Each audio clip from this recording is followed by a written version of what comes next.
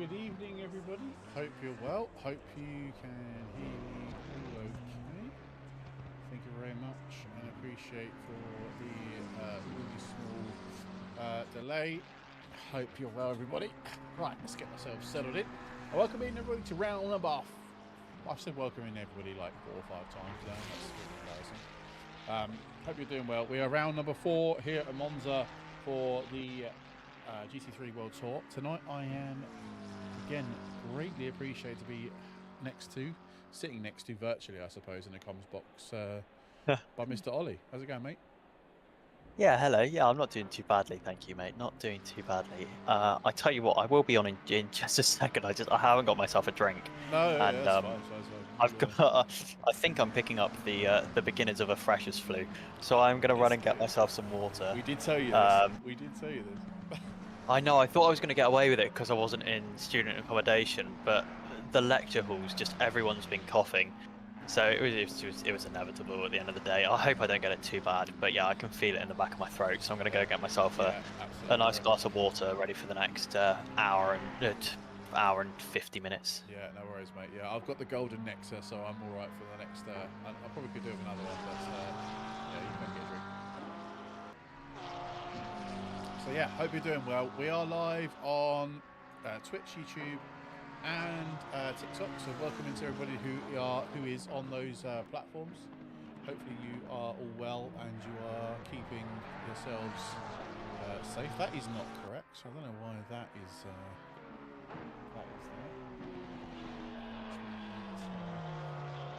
Off the screen, and let's get rid of that as well.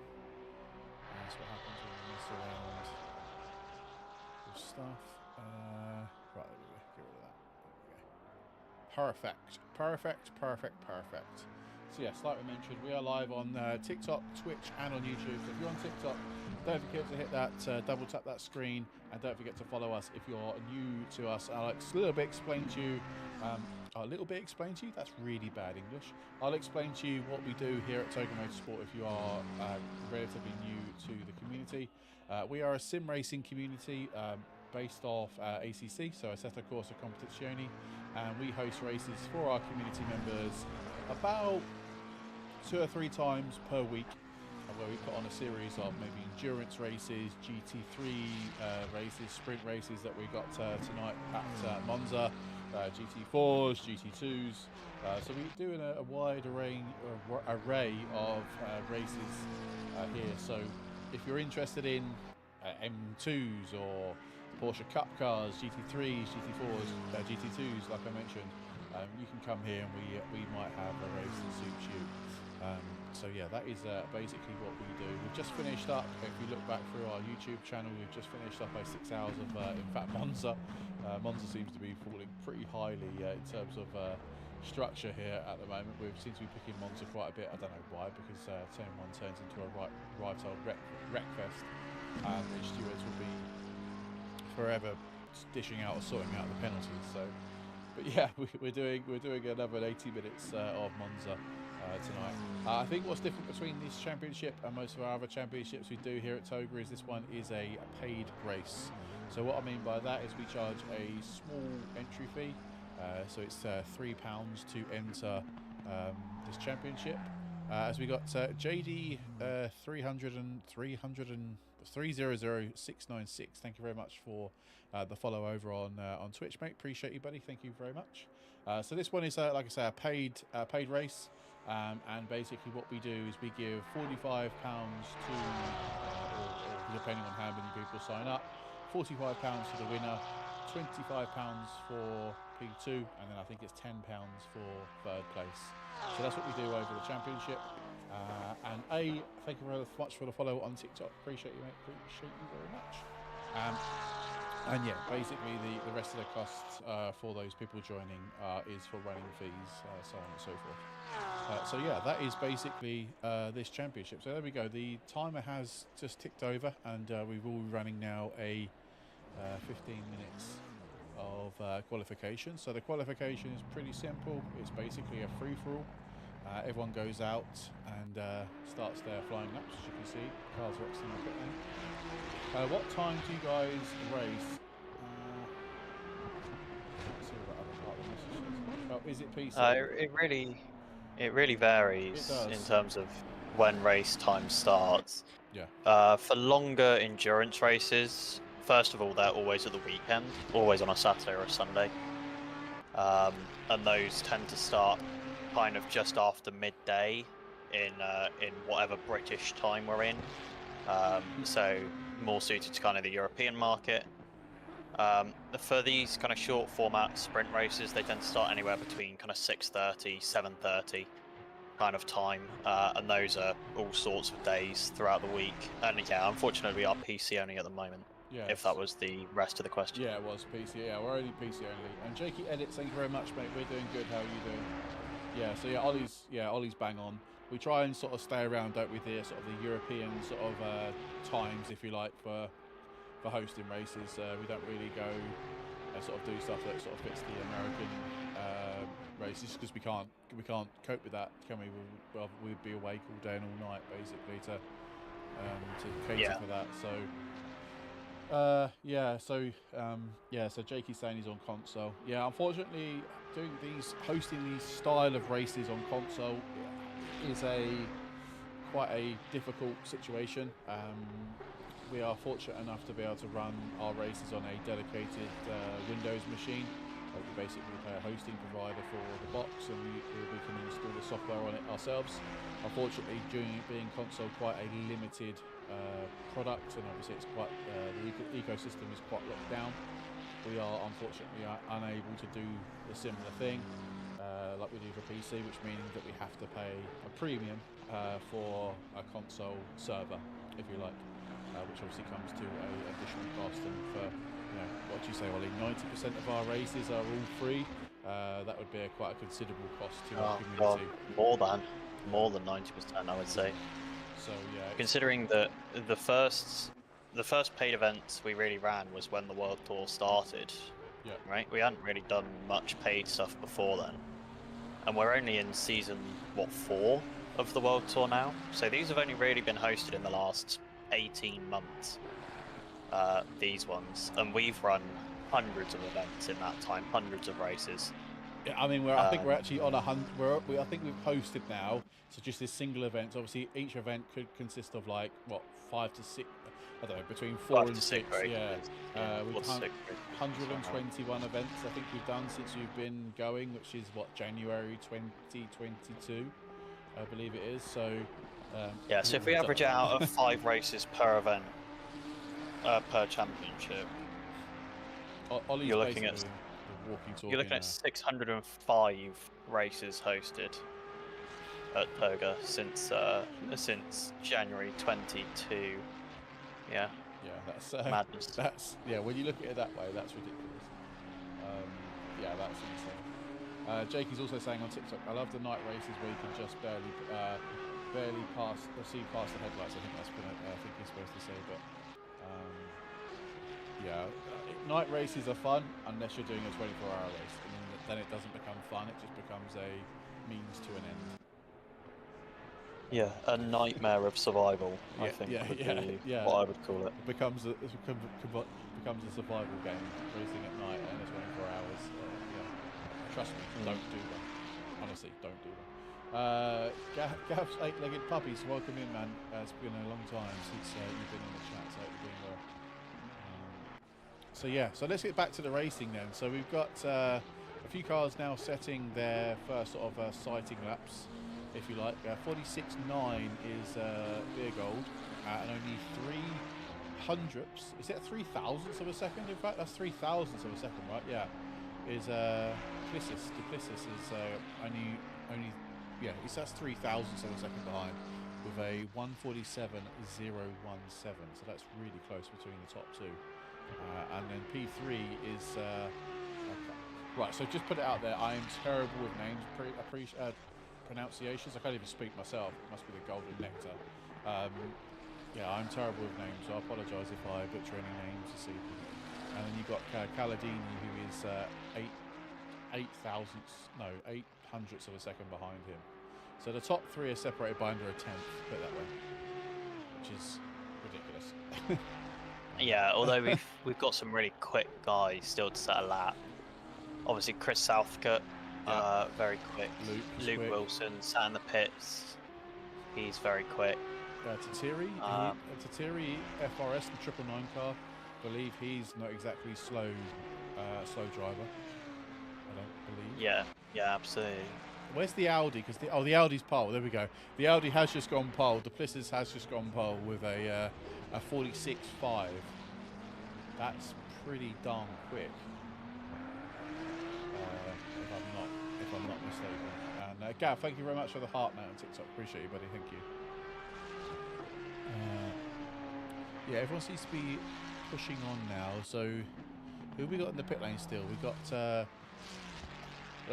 last time round we did the world tour. Obviously, we got McGonagall.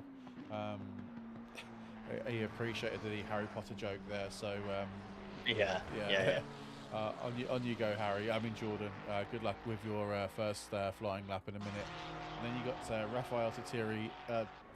Yeah, he's just about to start his flying lap for the first time. And you got Daniel Gambarelli, who is again just about to start his. Although almost commentators cursed him because he almost got crashed into the wall just a second ago. And then Luke Wilson has also just come out of the pit lane. Look, keep an eye on Luke because Luke's one of these guys that's absolutely rapid, and will just appear at the top of the timing timing boards just out of nowhere. We've got a yellow flag for car 217. I would expect it's big. Yeah, straight back to the pits already for Burgard. Yeah. So yeah, how are you doing, Ollie? You been good, mate? Yeah, not too bad, not too bad. Got through my first week of uni. Plenty of stuff upcoming for that. I've basically got a 2-week window at the end of January next year, in which all of my assignments are due to be handed in for to pass these modules in the first year, which is wonderful. So I think the first deadline is like the 11th of January, or maybe the 12th, which would be horrific because that's my birthday. Ooh. And the second deadline's the 14th, and then I've got a SAT written exam on the 20th or the 21st. So yeah. You're sitting there now thinking, yeah, I've got loads of time.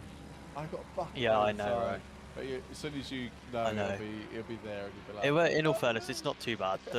I only know the full details of one assignment at the moment, and it's only 2,000 words. That's fine. I can write that in a doddle. Yeah. But I have a funny feeling that the assignment for the key themes and perspectives in criminology is going to probably be 4,000 or 5,000 words. Just because there's so much more to cover than there is in the communities module. Yeah, exactly. You'll be fine. I'll be fine. We got a question on TikTok.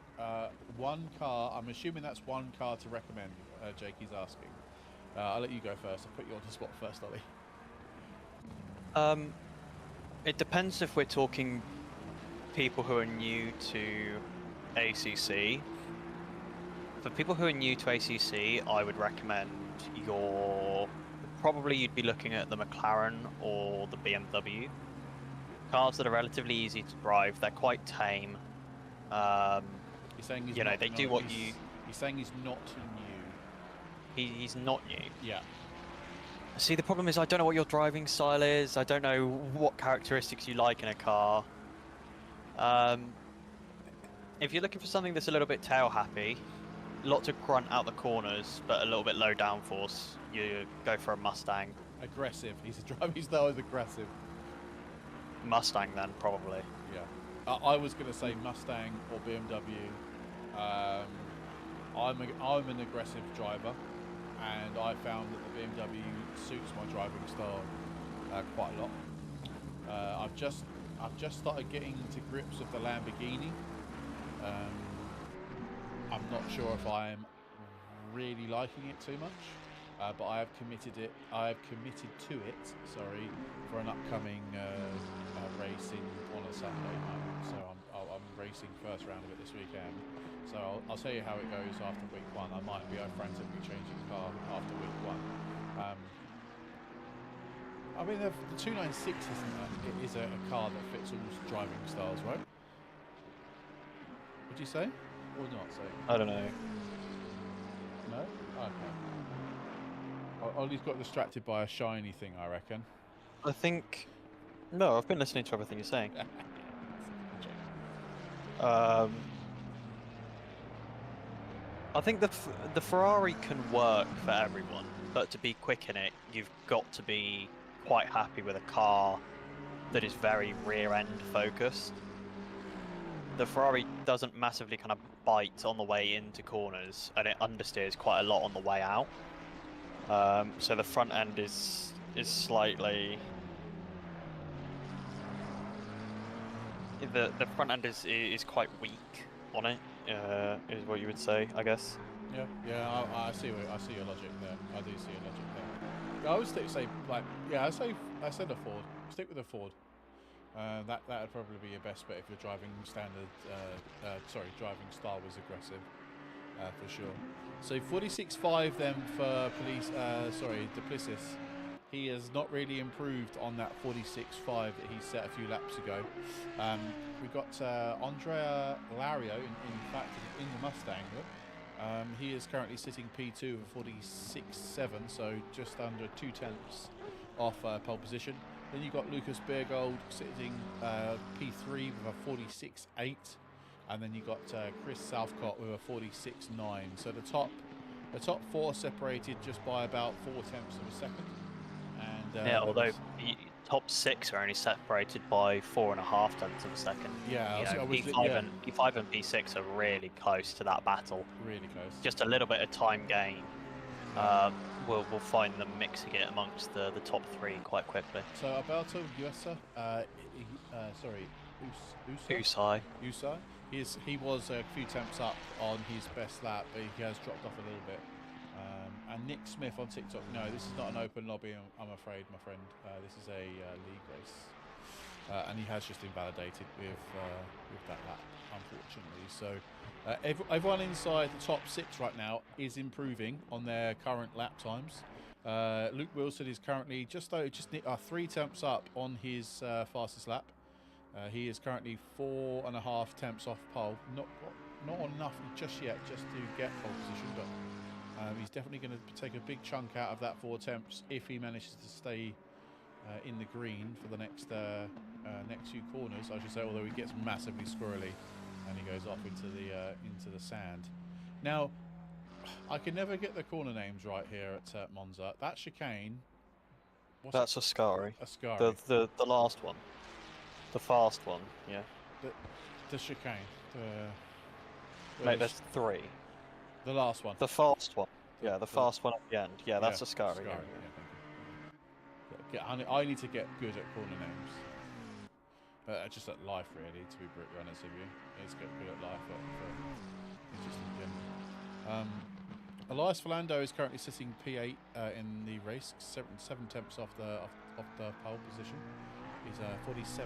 Now, Elias has been racing with us at Toga for quite some time. So it's good to see Elias racing in this championship. Yeah, absolutely. Luke's in the YouTube chat saying no. Yeah, Luke, you're on for a stonking lap there, mate. Unfortunately, you got a bit squirrely on the exit, and that was you in the sand. My God, do you know what's annoying, Ollie? I've got my Porsche Lego car sitting here unbuilt. I'm so tempted to pack it. Just start putting it together. But I won't do that because my microphone, all you'll hear is rattling of Lego bits and me turning the page and all sorts. But we've got 12 seconds left then of this race. Elias has got enough time to start. Qualifying. Oh, sorry, of qualifying. God, I'm wishing the time away here. You really want to get on with that Lego speed. I know. I really want to stream this. No, I really want to stream this. I'm not saying that. I don't mean that in a negative way. No, I really want to build this Lego. I mean, I really want to stream this. Jakey said, I think Ascari's my type of corner. I take it fast and sweet. I hate Ascari. I can never get it right. I'm terrible. Such a such a funny kind of contradiction of opinions of a corner. Oh, I love Ascari. I hate Ascari. You might like it. I hate it. I hate this track. I don't really like this track at all. I think what done it for me with this track, you know, when you have a bad race here or at a certain track and it really puts you off for life. I think Chris Southcote is about to pip it to P3. It's going to be really close. Oh, he just misses out 7,000ths of a second. Sorry, yeah, I should be focused on the race, shouldn't I? Really, the quality. It's still qualifying. I'm moving this Lego out of the way. The Lego's gone. Right, I've moved it off my desk. I've moved it off my desk. Right, that's the end of the race, guys. Thank you very much for watching the stream. I'll see you later. I'm joking. No, he's not. No, I'm joking. We got one more car out on track. He's Gabriele. Yeah, Gabriele Crepezzi. Yeah, he's 3 temps, almost 3 temps up. He's gonna, I think, he might gain 1 place. No, I don't think he's going to. I think he's robbed too much time coming out of the final corner. Missed out, I think. Yeah, just missed out by 300ths of a second. So yeah, that is the end of the race. There's the end of qualifying here at Monza for round 3. I was quite when I put this track on the list, I didn't realise people have a bit of a marmite to Monza. I thought people quite like Monza, but clearly I was mistaken. But obviously ACC has had some catastrophic issues today, hasn't it, with its servers? They've been down for, well, it seems like forever. Not even just today. The last 3 days on the trot, we've had severe server outages on the ACC platform. I wouldn't be surprised if they are preparing something based off that. Yeah, there's new content coming probably. Ollie, would you, as I got stitched up massively the other day, do the grid walkthrough? I'll quite happily do it. We'll start from the back, shall we? I would do it, but for some reason, there we go. I got a new keyboard and I couldn't press the right buttons. So we'll start from the back and move forward, shall we? Should we go from the back? Okay, let's go from the back. Yeah, we'll go from the back. We'll go from back to front. Oh, we've got a 10-second penalty for Gabriele Crepezzi, yeah. Right, so starting in P18. Starting in P18 is the FRS Factory Evo Ferrari of Raffaele Tattari, the number 999 car. Just in front of him is Daniele Gambarelli, the number 554 Garage 59 McLaren. Then we've got the only Aston Martin on the grid tonight. That's Pierluigi Lelli racing in his own custom livery. A very nice custom livery, I must say. I like that shade of blue. We then move up to P15, which is Giuseppe Squatto. He's in the number 971 Ferrari. And then another Ferrari just ahead of him, the 777 of Fabio Gallamini. Then we've got Gabriele Capezzi, again, another McLaren, the number 117 this time. He's got a 10-second penalty carrying over from qualifying that he's going to have to serve during the pit stop in this race. We then move up to Joe Smith in that wonderful Rothmans livery. Love a Rothmans throwback livery, and it looks brilliant on that Porsche, the number 96 car. I believe the only Porsche on the grid as well. Indeed it is. We've then got Finlay O'Reilly sitting in P11, another Garage 59 liveried McLaren. He sits just outside the top 10. He's going to be really annoyed with that. Then we've got Jordan McGonigal in the Emil Frey racing car sitting in P10, the number 619. Just in front of him, another Ferrari. They're popular around here. Dario Vianello in the Sim Racing Team number 69 machine. Then we've got Elias Fernando in that Fernando Racing kind of minty green livery. I do like that one. Number 23, he lines up in P8 with Alberto Usai from VM Technology, our good friends at VM Technology. In the number 58 Ferrari, lines up in P7 with Luke Wilson just ahead in the 420 JP Motorsport McLaren. We've then got Mattia Calandini in another of the VM Technology cars here tonight. Number 84 lines up directly in front of Alberto Usai on the grid. Then we've got Chris Southcote just missing out on P3 at the death of qualifying there. He's in the 613 McLaren Racing McLaren. How many times can I say McLaren in 5 seconds? We then got Lucas Bergold in the LJ Esports 217 Ferrari with Andrea Lauro lining up just ahead in the Raggioli Esports number 45. And it's also a Raggioli Esports car on pole in the hands of Juan de Plessis, the only Audi that I've seen raced here at Toga in quite a long time competitively. And it's nice to see him sitting on pole. And with that, we've got 5 seconds left for the lights to go out. And I've pronounced every name perfectly. Love it, love it, love it. Well, there we go then. Ollie has just gained himself a special prize here at Toga Motorsport, where he now will be the official commentator for the grid walk. For every single grid walk ever. Regardless if Ollie's actually doing the commentary or not, Ollie will be brought into the comms box to do Get roped in for 2 minutes. Yeah. We're going to see Ollie on the grid every single race, like Brundle. He's going to have his headset on, and then we just find a cameraman next. If anyone wants to be a cameraman, email us at I want to be a cameraman at Toga Motorsport. Okay, I'm joking. That reminds me of like a throwback Top Gear quote when they used to say, email us at I don't give a rat's beak. Yeah, absolutely. Yeah. Mirius, yeah, I don't know if in the final episode they were like, if you've got any problems with anything that happens in today's episode, you can email us, but there's not going to be a response. We don't care. Yeah, we are completely done. No one's answering the phones. No one's answering the emails. You can complain as much as you like. We just don't. I'm going to miss those guys. Yeah, Mirius, welcome in, my friend. Hope you're doing well. Yeah, and good luck to all the drivers out there. And Luke sang a legendary pit walk. So there we go. That is the community have spoken. Finley saying, welcome in, Finley. You say I would be annoyed at P11, but I'm generally happy with that man. These guys are insane. Yes, we are blessed, that actually, aren't we? We're having some rapid people in this race. All championship. Rapid people in every community, in every race we do. I think we've got a really high quality of racing everywhere, really. Oh, it's an extra 5 seconds for Gabriele Capezzi for typing in the in-game chat after after free practice had ended. Yes. I don't think he's particularly happy about that, judging from what's going on in the World Tour chat in Discord right now. Well, it is in our rules. Unfortunately, that is. I'm afraid that is what it is. Amirius, yes, the Audi is in front. That Audi of the Duplessis is ridiculous. He is ridiculously quick. But I'm hoping for quite a close battle.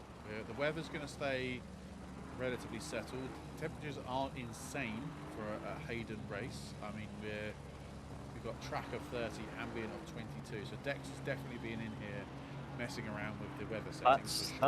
That's remarkably cool. Yeah. You need a coat compared to normal.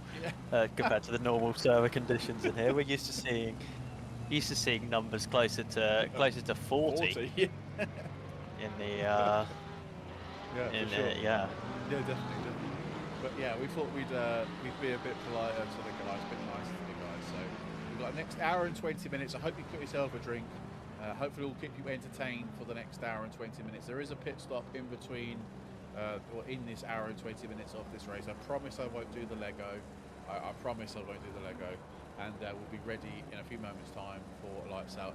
Just before we do get lights out, if you are watching us on YouTube, don't forget to hit that like button, subscribe to the channel if you're new. If you're on TikTok, don't forget to double tap that screen like most of you have already done already, so thank you very much. And hit that follow button if you are here, and follow it and not following. And if you're on Twitch, like JD did earlier on, don't forget to hit that follow button. Thank you very much for everybody that's, everyone that's watching us this evening. We really do appreciate the love and support. Yeah, absolutely. Rolling towards the green now. It is a long start-finish straight here at Monza, so there's a lot of chance for slipstream, especially if you can get a good launch. There's the green light. Here we go. Juan Duplessis has a good launch. In fact, both of the front row do. It's Chris Southgate, actually, I think, gaining ground here on Lucas Bergold. Chris Southgate's a nose ahead. Now we come to the infamous Monza Turn 1. I think hopefully everyone should survive because it's a relatively small grid, which is beneficial for this situation. Oh, Lucas Bergold decides that Turn 2 is optional. Immediately gives the position back to his teammate. That's not surprising, and he'll keep his P2. I doubt there'll be any penalty there because neither of the guys behind were really close enough to be challenging. But it is Chris Southgate ahead of Lucas Bergold. Yeah, nice into Turn 1 though. But that is Bergold going to try up the inside. I don't believe he is. All but the two VM Tech cars do touch a bit further back, as we did have a McLaren sort of go for quite a big send into the first chicane, into the first T1, sorry, into Monza. But I think everyone is through. I think that was Caprixi that went for a little send up the inside of half the grid, I think. So I think we managed to get away with him. So into Ascari we go. Thank you very much for letting me know the comments. I'll skip these the whole time. But we'll see if we can see if Lario can make a headway. Look, I tell you what, Southcott is a lot closer. Oh no! Duplessis gone. Duplessis is off. Yeah, he's gone. I think What has happened there? He bounced off. I'm going to have a quick rewind and see what happens. Yeah, I was on board with Duplessis as it happened. He basically bounced off the curb on the second part of Ascari. Oh, it wasn't even bouncing off the curb. The rear end of the Audi, he just started drifting out from underneath him. Oh, and it was yeah, coming through the right-hander in the middle, and then he just overcorrected, caught the car, but it snapped back to the left and off into the gravel on the inside of the third part of that corner. Yeah, insane, which is going to promote Lario to P1 then. I mean, at the easiest overtake. A move on here. Lucas Bergold on Mattia Calandini into turn 1. He's later on the brakes. Does he manage to get fully ahead of the other Ferrari? No, he doesn't, but he's now got the inside line for turn 2. That will be beneficial. A little bit of a door bang. Yeah, rubbing. Don't think there's much wrong with that. No. As that's Gabriele Capezzi taking out one of the swerve boards in the runoff between turn 1 and turn 2. Well, here we go then. Do you reckon it's team orders here at VM Tech on Bergold? There's 3 of them. There are. Is he going to go 3 wide? I don't think they're both that silly to. No, that would be very silly to even think about doing that. However, I think Mattia Calandini, he's within right to keep that position there, as far as I'm concerned. Yeah, and that's opened the door. Lucas Bergold ran deep. Yeah, and that's Elias Fernando. Yeah, he's gone past, and Duplessis is going to try and gain advantage by posting the Audi up the inside. Oh! God, that's about as close as you want to call it, isn't it? Yeah, I think they did touch, but it was just enough to not send him round.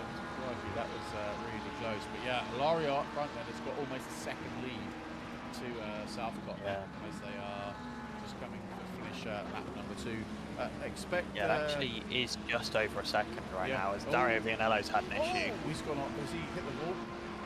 I'm not sure. He somehow ended up in the gravel into Ascari. Yeah, a bit like what Duplessis did. He just lost the rear end. As we've got Dario Vanello. Sorry, pronunciation is terrible. Where is he on the circuit? He is. Dario Vianello is stuck in the. He's been hit. He's been hit. Dario Vianello. I think it's by Finlay O'Reilly. Indeed, it is.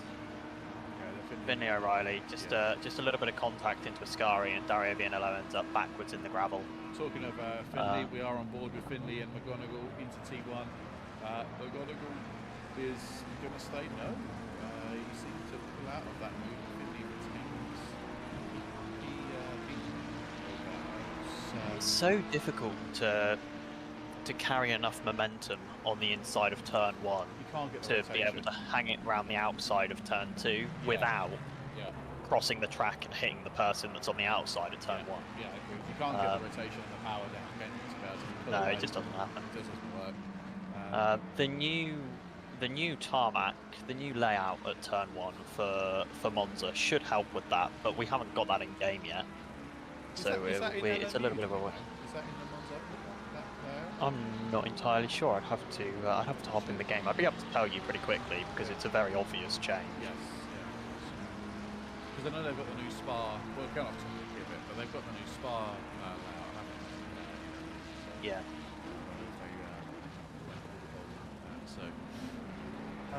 So I said expect Duplessis then to make his way, hopefully you would think, back through the grid relatively quickly, but I'm not sure whether he will, considering the pace between the top sort of 6 or 7 cars, where within a few tenths of each other. Then I think it's going to be the long game. I think for Duplessis after his mishap into T1. We've got a yellow flag for car 554. I'm sure he's back on his way again. But we've got that is Gambarelli. I'll have a little look and see what's happened here.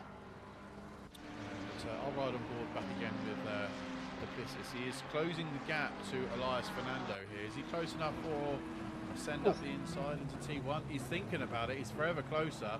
He does sort of half think about a lunge up the inside, but definitely brought him a lot closer to Elias Fernando. Fernando was probably frantically looking at in his mirrors to see whether or not Audi is going to go up the inside, but he's definitely a lot closer now. Is he going to think about a move here? It's going to again be quite difficult. He's pushed it out.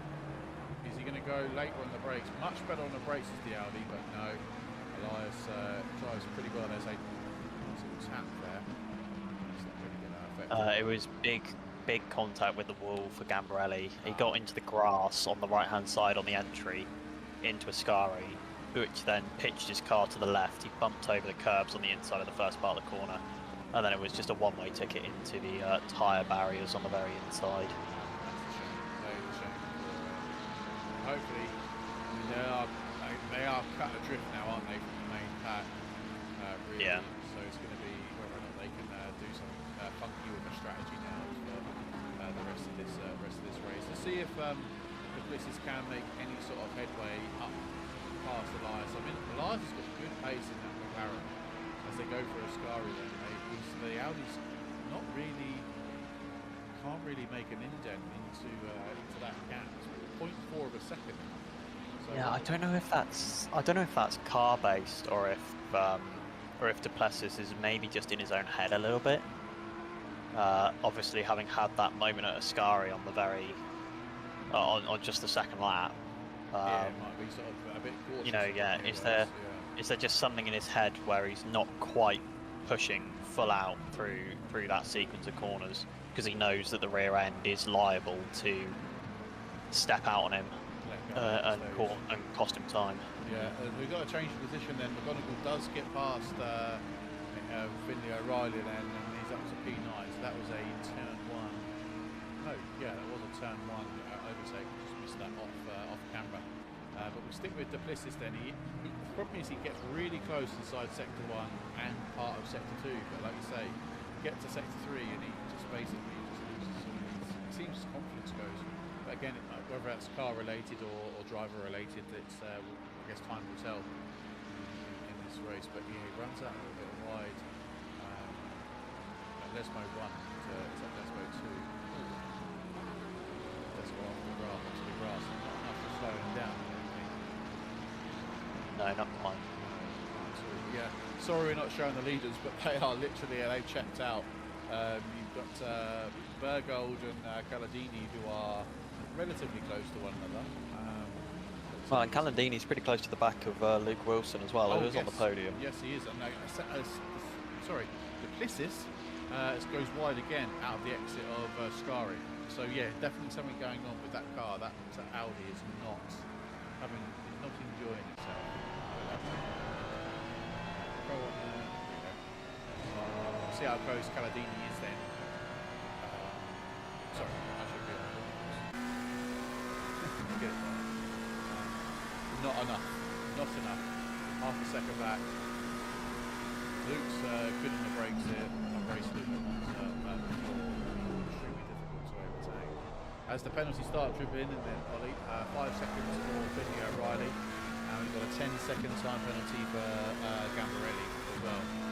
Obviously, Betsy had his 15 seconds to start off the race. Yeah, so that 10-second for Gambarelli is for minor contact with a position gained.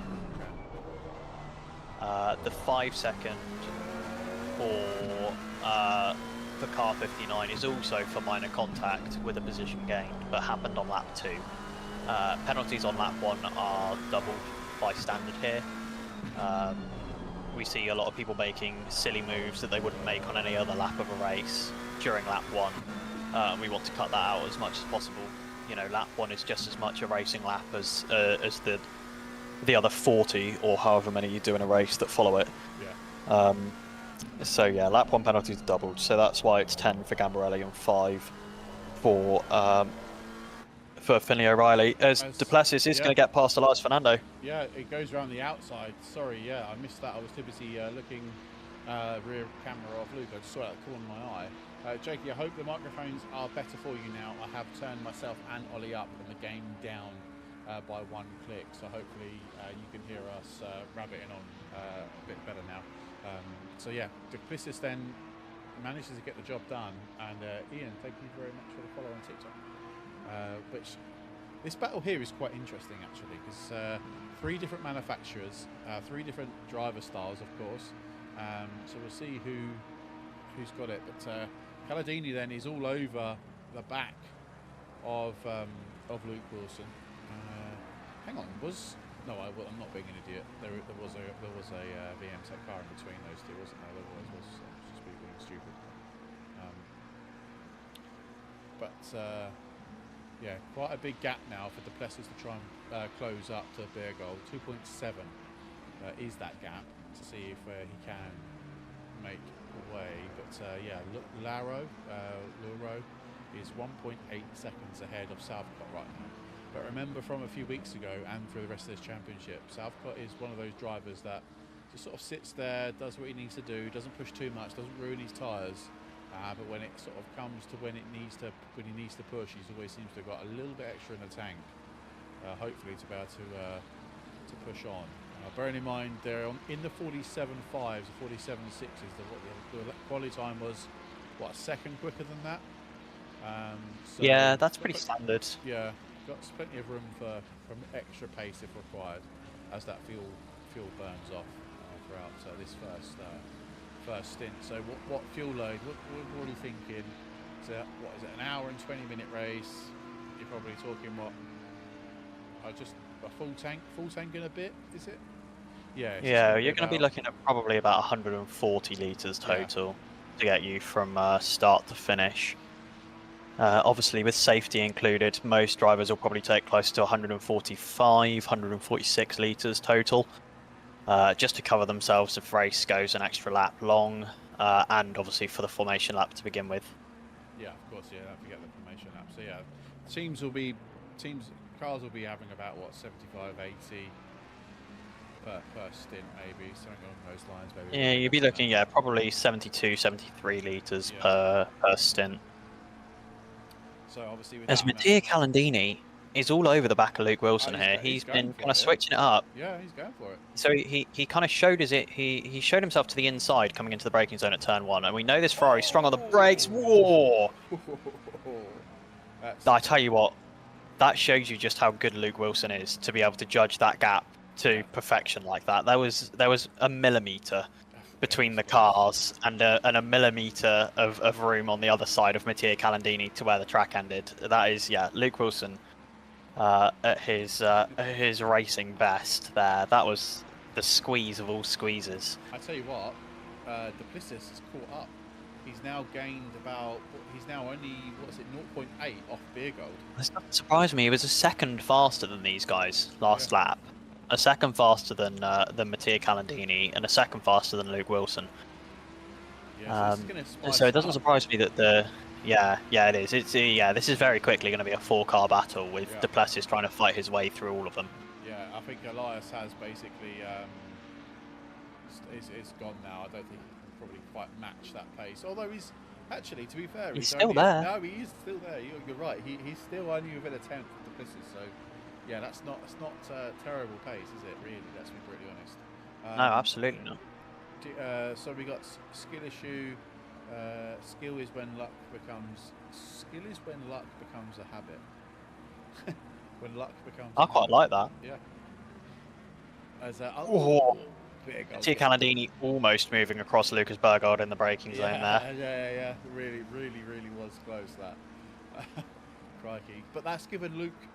Those battling now behind is hopefully going to give Luke some breathing space. In terms of lap times, no, again, they weren't as quick as both Fernando and Duplessis. So they guys are really starting to catch up to this pack, aren't they now? So yeah, it was 1.6 seconds. Look at Con Duplessis is with this battle now, undeniably. He's touching the back of Lucas Bergol's Ferrari pretty much through the second chicane here. Yeah, he's getting closer, isn't he? I think last time around, Caladini that's good England, did hit the grass there into Lesmo, and he almost done it again, in fact. So yeah, I think might have pushed a bit too much on those tyres, but we'll see how Duplessis can catch up here. And I tell you what, this little boost of pace from Elias Fernando doesn't massively surprise me. I've driven with him a couple of times, and he is a very fast driver when he's out on track on his own. That's undeniable. But the man has this weird knack of, like, if let's say he's running P5 and P4 is 5 seconds ahead, and is running 3 or 4 tenths faster a lap. When he gets overtaken by a guy in P5 who is faster than him, he'll suddenly be able to do that pace. Yeah. When he's got someone in front of him who's faster than him, he will stick with them. Yeah. He will be with them every corner, every lap. He'll be right with them. He's closing up on Duplessis, by the way. Sorry to jump over you. He's going to go for the overtake here. He's going to go for a send, is he not? No, I think Duplessis is... Oh, he is. Oh, he is there. Oh, my goodness. Yeah, wow. Wow. So this is going to become a what? How many car? A five car battle for P3. Yeah, pretty much. And actually, if these guys hold each other up enough, you could even be looking at like Alberto Usai. If he can start clocking in some lap times that are closer to a 48 flat, he could be turning up into this battle as well. If these guys have a couple of slow laps from attempting to make moves on each other. Yeah, Luke's done an invalid last lap as well, as did Caladini. So that is going to bring everybody else back into the mix. Essentially, we are on wing. Oh, Elias Fernando gets crazy sideways coming out of Lesmo 1. I'll tell you what, we've got I'm very impressed he caught that. On the stream right now, we've got the rear wing of Luke Wilson. You can see the train of cars that are basically following him to try and hunt him down for that last podium place.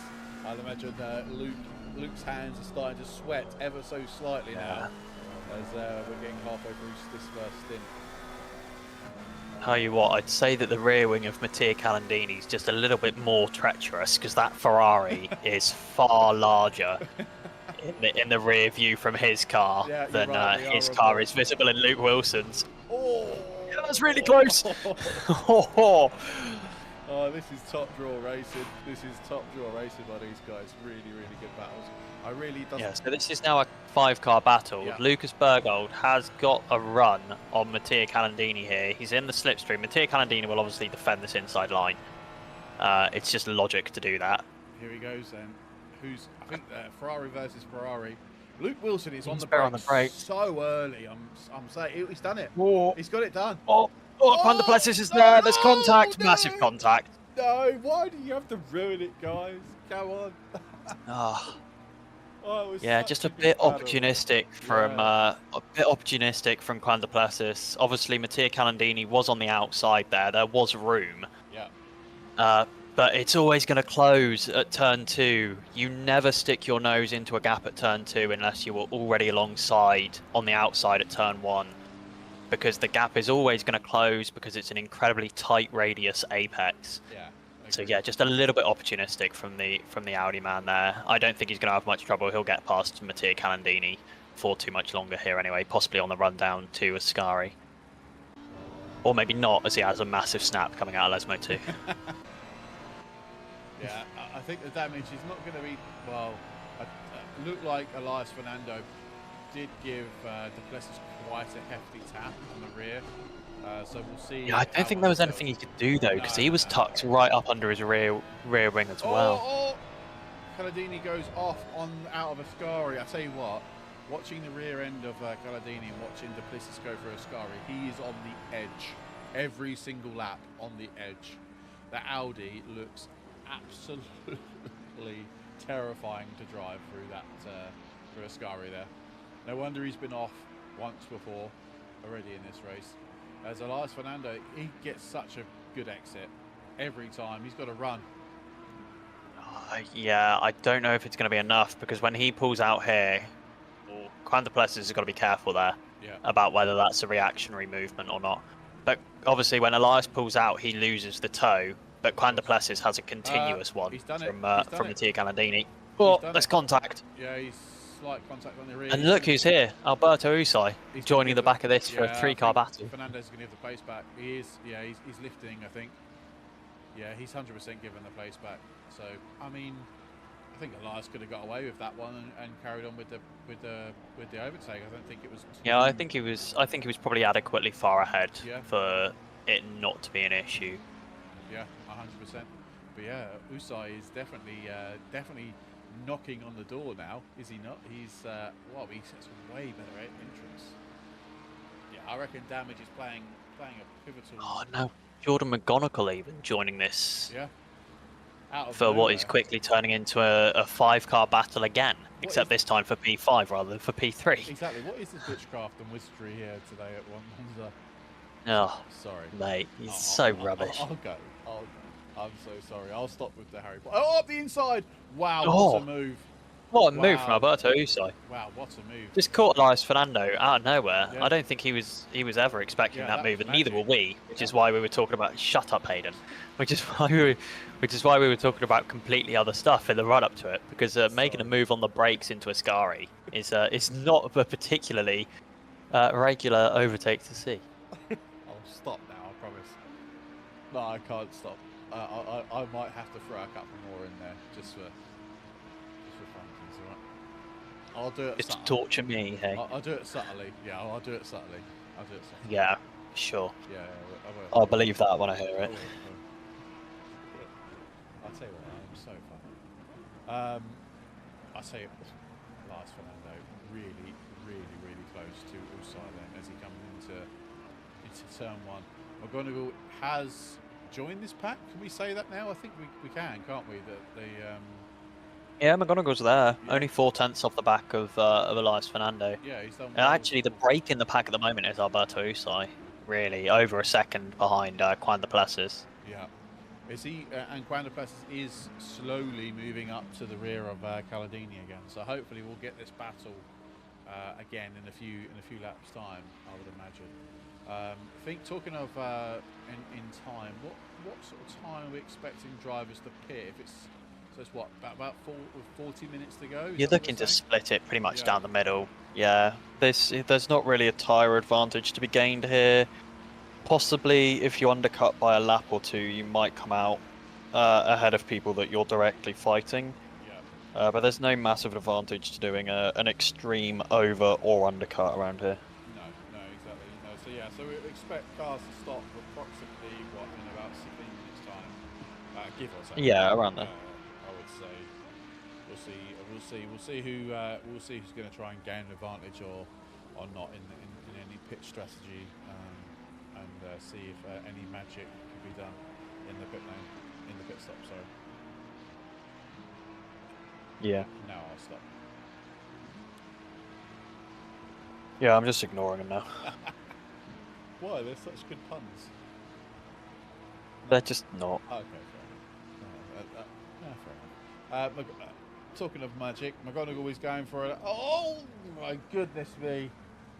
That looked like a bit of a late a late defensive move from Elias Fernando there. I don't know about you. No, I don't know. I think Elias saw that McGonigal wasn't going to stop the car and just basically moved to stop the yeah, you're right. That is, I tell you what, that is impressive driving for Elias Fernando to pick that up in his rear view mirror whilst he's braking. Some would call it magic, wouldn't you? De Plessis is I don't know what sort of happened here, but De Plessis has gone off the track at the chicane. Wouldn't it have been great if you were watching the racing instead of making more magic puns? Just a little tap with Mattia Calandini. I was in the middle of flicking camera views. I'm not looking at magic puns. They're all coming off the top of my head. Yeah, there was a little bit of contact with Mattia Calandini. Whether it was Mattia's fault, possibly he might have moved over in the braking zone and not left enough room for Juan de Plessis. But I'm sure that'll be decided as Juan de Plessis picks up a 15-second penalty. For what? I am checking. Minor contact, multiple cars involved, lap 11. I'm assuming they have pinned the blame for that incident with Mattia Calandini on Juan de Plessis then. Which does make sense, because he came to a dead halt in front of Elias Fernando, who had no way to avoid him. Do you know what? This is where our new penalty structure falls down. Because is it worth 15 seconds? Well, this is what the people wanted, Hayden. That is true. That is This is what the people wanted. If they, if they don't like it and complain about it, then we'll go back to our old humane. We take everything into account system of doing penalties. No, that is true. I mean, it's not a moan. I just find that now it's sort of essentially ruin this nice little battle because he's going to be 15 seconds down to every. I mean, it's going to basically put him almost at the back of the grid. Yeah. Which, yeah, it takes out the. Yeah, and but that's obviously what the people wanted, I suppose, isn't it? So it is what it is, right? Yeah, absolutely. And if they look back at it at the end of the month and say, actually, we far preferred it when you took everything into account, and penalties that seemed to be largely the same got different penalties, then and we'll switch back to it if that's what they do say. No, true. No, it's true. No, it's just that things like this is when it like really isn't fair on when you have a nice little battle, a tasty little battle for, you know, potential podium, and then someone gets slapped with a 15-second penalty when, you know, if it was stewarded, I'll say humanely, with a human factor in it, then you know, it wouldn't have been as harsh. But to slap 15 seconds on a car based on, you know, a criteria that's set, which is again fine, it soon then sort of ruins someone's race. So, but again, that's what the people wanted. We're only delivering what the people asked for, essentially. So, it is what it is. Len Video on TikTok. What, yo, to yourself, welcome in. Hope you're doing well. Thank you very much. Amiris has put, I am for consistency. I like when minor contact and advantage is 5 seconds in any case, because after that it will be only random on a random guess from steward evaluating an incident. What are you trying to say here? So, people do want consistency, yes, but obviously how we do it now is that it works on a series of, so you get. Oh, so what you're saying is that you get 5 seconds for contact. If you make another contact, that's another 5, and another 5, and another 5, and then obviously that totals, you know, a larger number. But yeah, okay, fair enough. If that's what the people wanted, that's fine by me.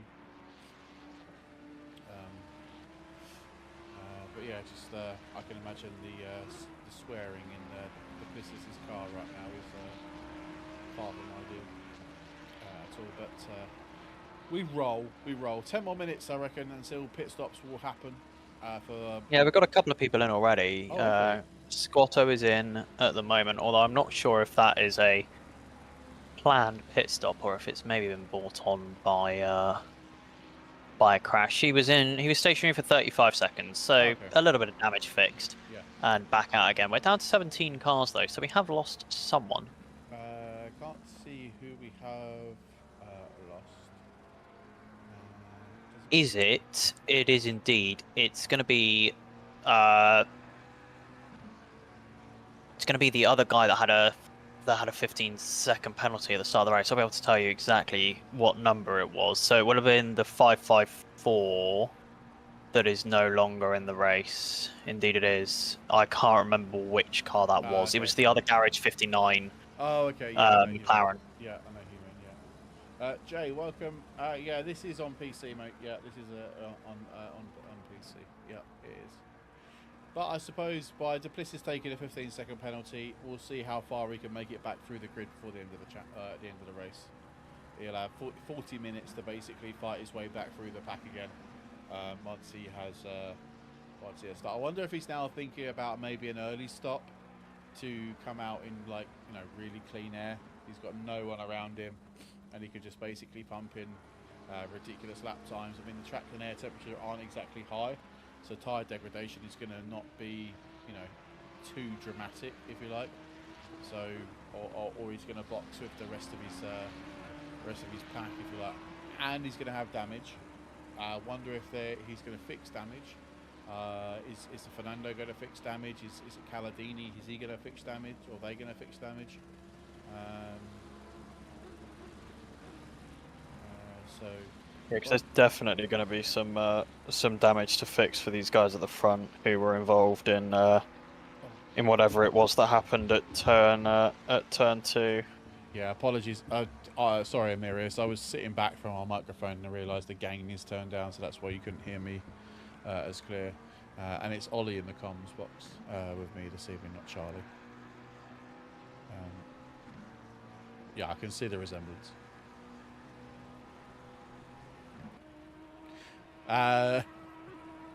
Duplessis is past Calandini, by the way,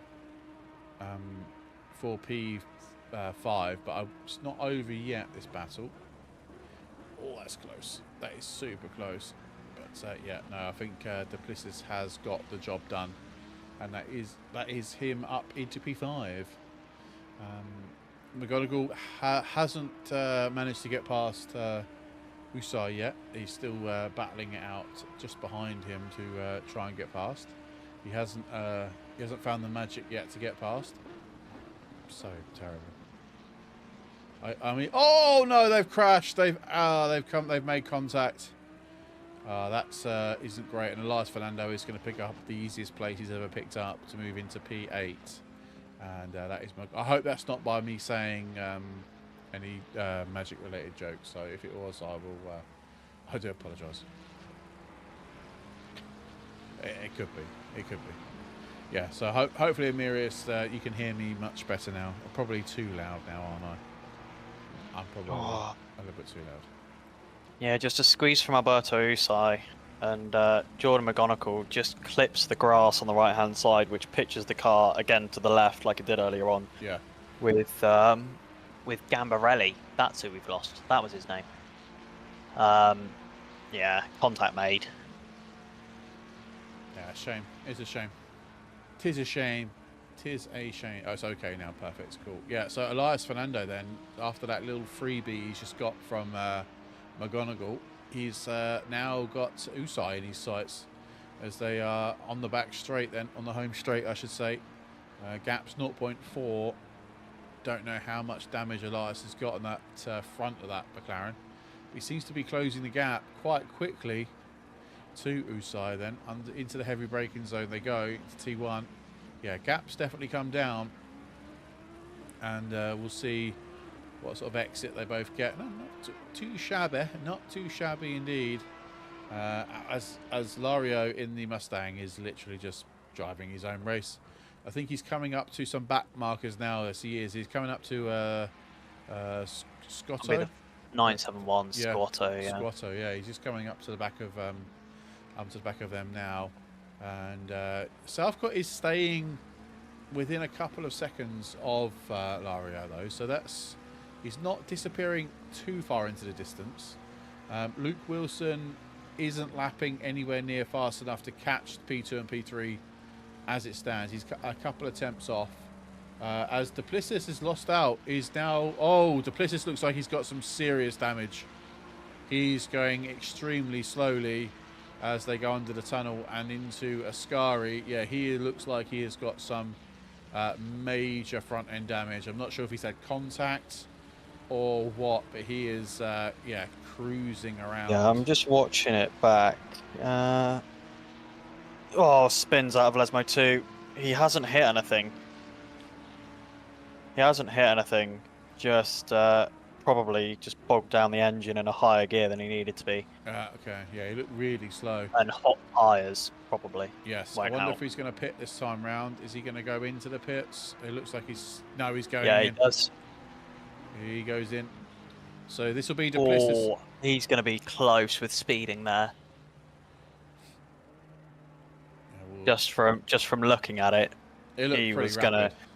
He was on the he was pretty close there. He might have just snuck it in, but I'm not confident that he has, to be entirely honest. Yeah, we'll see. I reckon he's got to serve his 15 seconds, of course, and then he'll be. Did you see how close I cut the pit limiter at the last community bash event? No. Mate, I had probably less than half a meter when I hit 50 kilometers an hour to the pit limiter line. I nailed it. Love it. I don't even know how. Yeah, so Quanta Duplessis is probably going to be stopped for a while here, fixing damage. Yeah, he's going to be sometime, isn't he? He's now. Oh, and he's got a 15-second penalty to serve, of course. Yes, yeah, he's down in 16th place now. He's on the time. Yes, he's going to be kind of 46, 47 seconds will be just the pit stop and the penalty. Anything longer than that, stationary, and we're looking at damage fix as well. Yeah, and he's now a fear of being lapped as well by the leaders. If he doesn't come out of the pit lane or pits now off the jacks, he is Yeah, fear of getting lapped. He's still in the pits. We're on board with him now. He's Yeah, just come off the jacks. Yeah, it's been about 8 or 9 seconds of damage fixed there, and he is going to be lapped by his teammate, I believe. Yeah. As he exits pit lane. Yeah, we'll see how he can. Yeah. Or possibly not. He might be far enough ahead that he won't get lapped, and he is now on fresh tyres, so he probably won't be put a lap down. No, he will be. I think his teammate's going to be right with him coming out of turn 2, and obviously he'll be jumping out the way of his Ragioli Esports team. Yeah, I'm not sure. He seems to be pulling away. No, I don't think. I think it's fine. I think maybe he's fast enough. Yeah, Mattia Calandini in as well, by the way, from P5. Oh yes, yeah, I see that. And we've got a battle for P3 as well. Lucas Bergold right on the back of Luke Wilson. Yeah. Different people, very similar names. Well, we'll see. And Lucas Bergold looking at the outside in the Ferrari here. Yeah, Luke Wilson puts on his trademark squeeze. Not quite as close as he was with Mattia Calandini last time out, but still pretty close. How many rounds are left? We have 2 more rounds of this race. Don't ask me what they are, because I can't remember them off the top of my head. I will quickly, without... I'll be able to tell you in just a couple of seconds if the SimGrid website loads at speed. I have them right here. I wonder... Oh, God, they're 2 terrible tracks. Who picked those tracks? You. No, it was you. Is one of them Zolder? I bet one of them Zolder. No. Did we already do Zolder? No, that was another. That was M2, wasn't it? Yes. I didn't do that one.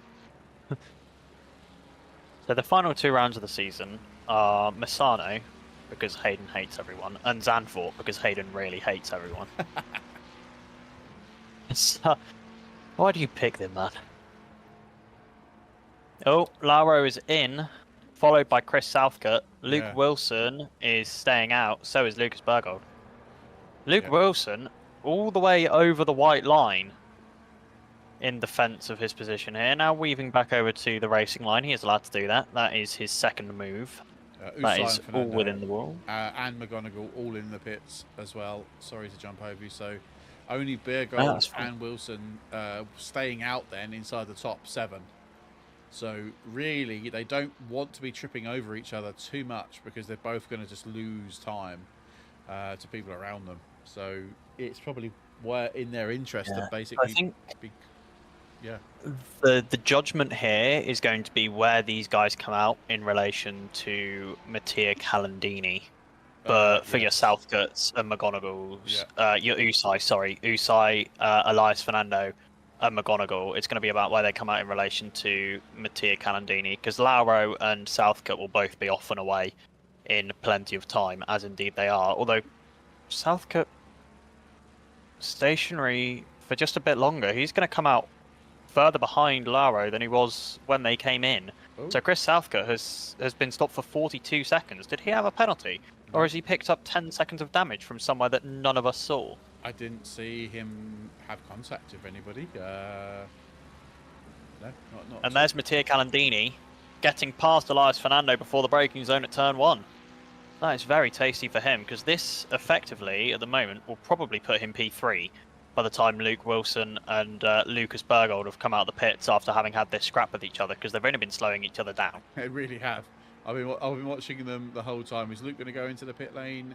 He looks like he's moving over. Yes, he is. Bergold stays out. Although Elias Fernando looks for a move back past Mattia Calandini. Yes. Mattia Calandini takes the inside line into the second chicane and keeps the position. Elias Fernando and Alberto Usai both cut the chicane there. Elias Fernando would be silly to take a position here. He knows that. Yeah, he's not slots back in behind. No, nice.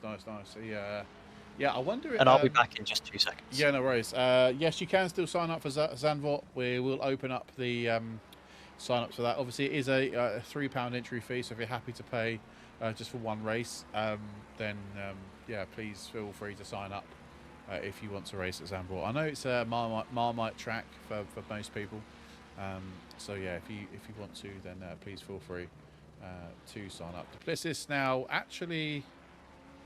I mean, yeah, he is quite a long way back to everybody else. He's got... where is the leader? Car 45. I mean, he might gain a few more places before the race ends. So we got Gabriel Kribzeri in the pit lane. He's got a 15-second to serve. Dario is also in the pit lane. He had a time penalty, I'm sure. So did Finley O'Reilly. So they're in the pit lane serving their penalties. And then we got Lili in the only Aston Martin coming out as well. So that means Burgo is our leader for now. You're still here, Jakey. Yes, man. Let's go. Yeah, I appreciate you. I appreciate you being in here, mate. I really do.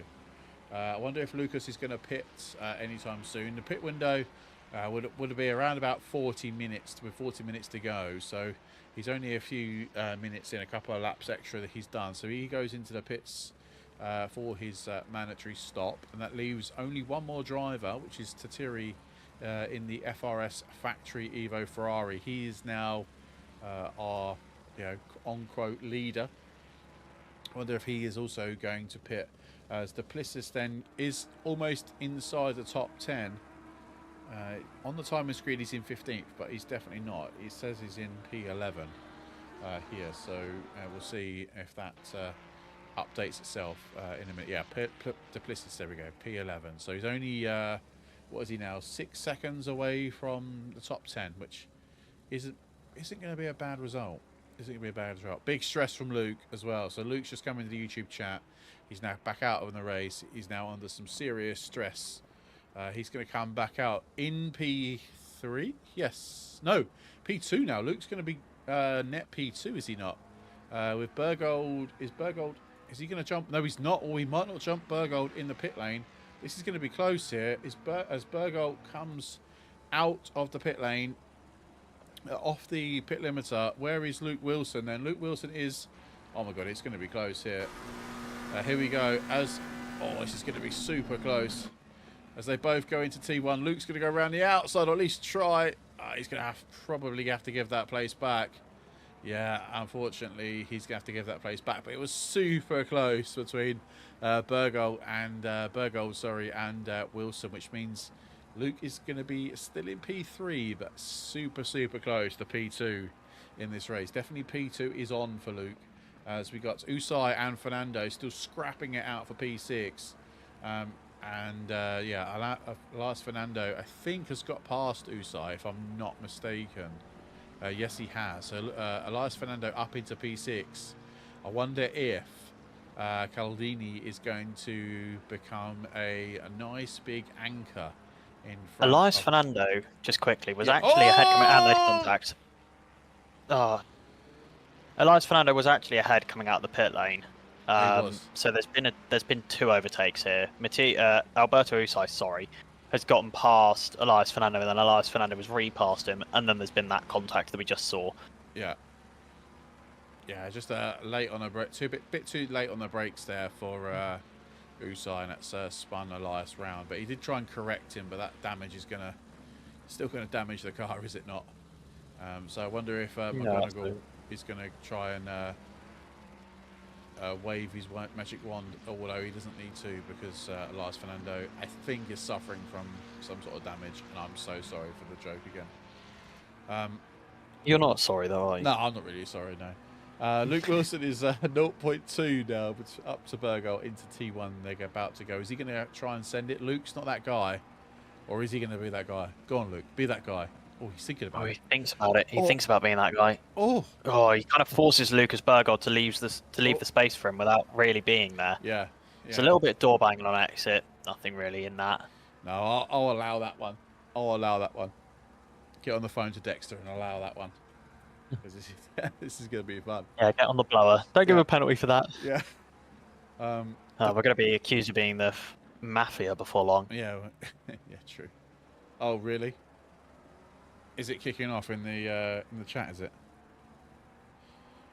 Not from what I can see. Oh, okay, that's good then. No, it's already kicked off in the chat. It kicked off with Gabriele Crepezzi earlier when he got that 15-second penalty, but it's been calm since then.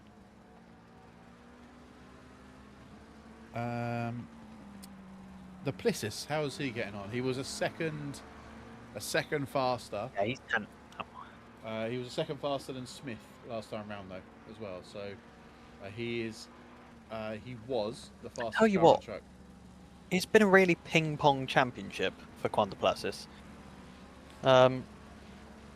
Silverstone obviously had contact with Elias Fernando on lap 2, cost him 24 positions, and he just never really recovered. Ended up coming P23 overall because he had a couple of other incidents in the race with drivers further back in the pack.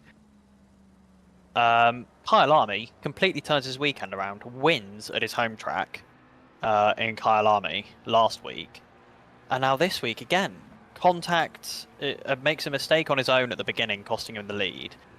Makes contact with another driver at turn 2, giving him a 15-second penalty, and now he's down in 10th. You know, it's been there's not been much consistency, other than in the lap times. The lap times are brilliant, and brilliantly consistent as well. But in terms of where he's finishing these races, it's really been, yeah, like I said, a ping-pong championship for him so far. I tell you what, Bergold is driving the absolute wheels off this Ferrari. He's placing that car exactly where Luke Wilson doesn't want him to place that car.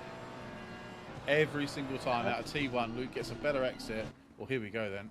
Well, it's not. Luke's nowhere. Yeah, Luke Wilson just knows that one's not going to work. Yeah. Almost no point going for that because you just can't get the car rotated enough and carry the speed. I think obviously he knows he's not going to cost himself too much time going for it. But what he is doing is he's just kind of planting the seed in Lucas Bergold's head that he's not afraid of committing to that kind of risky move. Yeah. Which will only be a benefit for Luke Wilson in the long run, really, because it means that Lucas Bergold is more likely to, you know, leave him a bit more space than he might normally. You know, make a mistake, you know, move offline too early and mess up his braking zone, all of that kind of thing. So it's just mental games from Luke Wilson, really, trying all of these different moves inside, outside, at all these different corners. Yeah, just true. Mental games. No, true. So, yeah, so Duplessis is by far the fastest driver on track by about 3 tenths per lap. Yeah, but it's just not going to be enough with only 32 minutes left on the clock. He's 40 seconds off the leader. Yeah, it's a long time, isn't it? Those 3 temps aren't going to go down very quickly, are they? So yeah, he's going to struggle. Good lap by Bergold there. 2 temps quicker than Luke Wilson. I think that potential move into T2 or T3, whatever it was, affected that 2 temps on him. Yeah, probably. But at the same time, it's, you know, Luke Wilson knows that he can stay right with him. Yeah. So what's the... You know, there's not necessarily an issue with attempting a move like that. No, very true. If you know in the long run it's not going to cost the fight in any way. Yeah, very true. Very true indeed. Very true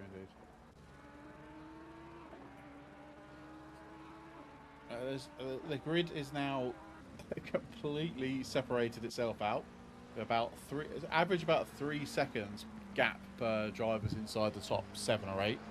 Obviously, you got Caladini and Southcott and Usai are sort of separated by quite a considerable amount. But this is where the battle is at the moment. We'll keep an eye on the other drivers as the rest of the race sort of unfolds. I still want to keep a close eye on Duplessis. He's definitely cruising up to the back of Smith in the Porsche. The Porsche doing very well, being in P9 in this race. But the Porsche was way outside. It was 12th. On the grid, so up 3 places for Smith, but I think he might lose out on another place with maybe a lap or so, as Duplessis is lapping approximately 8 tenths a lap quicker per lap. 8 tenths a lap quicker per lap. So yeah. You don't need the per lap bit. You can just say 8 tenths a lap. A lap, thank you. Sorry, yes. That's why it sounded weird. I could hear you trying to churn over where it was going wrong. Yeah, I was like, what the hell was I saying? Yeah, I knew in my brain what I wanted to say. It's been a long week. You just couldn't get the right words out in the right order to make it to make it make sense. It's been a very long week. This is a start of, hopefully, fingers crossed, touch wood, a really good weekend for me.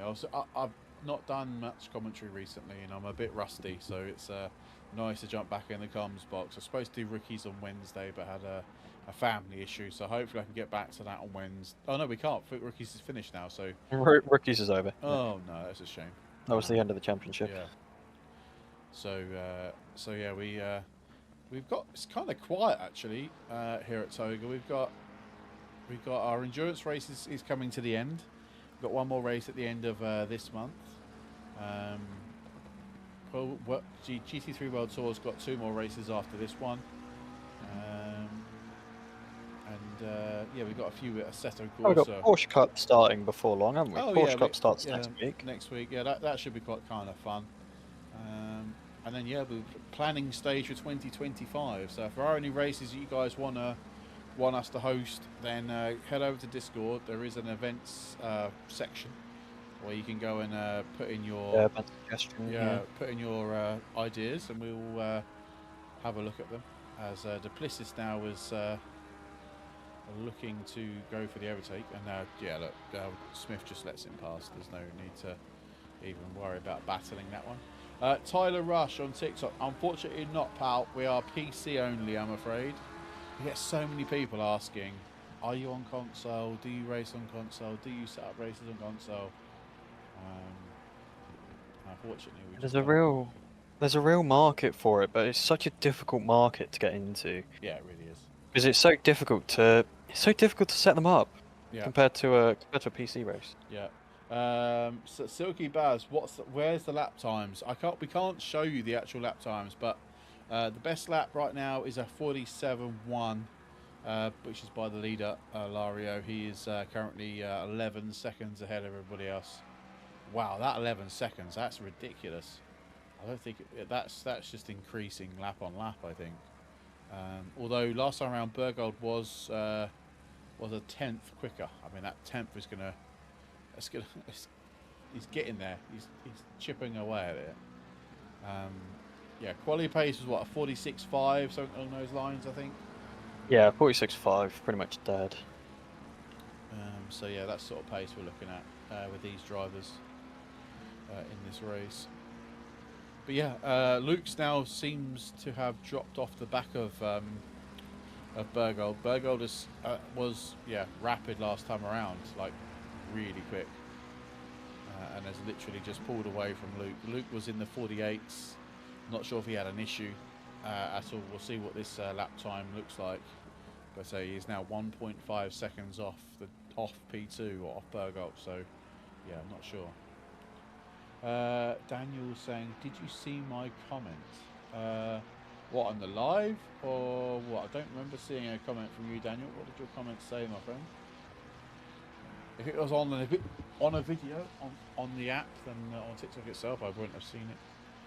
I can take a look though, if you need me to.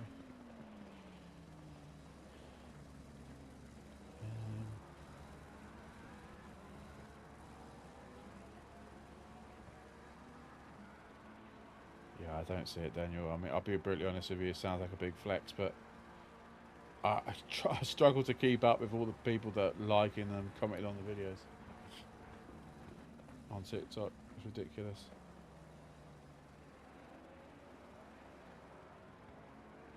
Sounds like a massive flex, actually, doesn't it? Sounds really bad. It really does, yeah. Yeah, sorry. Oh, is J Smith Joseph Smith? Good question. It's Joe Smith, so it might be short for Joseph. Yeah, it could be. Yeah, possibly, yeah. Joe Smith. He's from Ireland, if that helps. It says he's got an Irish flag. Put it that way on his ACC profile. So yeah, there's that. Ringing the guys. 5-second penalty then for Usai. Picks up a 5 seconds. So as it stands right now, McGonigal is going to be taking P6 in this race. Definitely not him then. Ah, okay. Yeah, no, sorry, my friend. So yeah, just a small update. The race has gone extremely quiet now. It's time to crack open the Lego, I think, Ollie. No, I don't think so. We've still got 25 minutes left. No, I'll be quiet now. All sorts of craziness could happen at the end of this race. Alberto Usai picks up a 5-second penalty. I'll quickly check what that's for. Lots of minor contact with position gain. The tap around after the spin, lap 24. Oh, with Fernando, was that? So yeah, so clearly they've deemed the initial contact a racing incident, but they've then said that the Alberto Usai continuing to drive into the nose of of Elias Fernando has caused him to gain a position there, which I think is probably fair enough.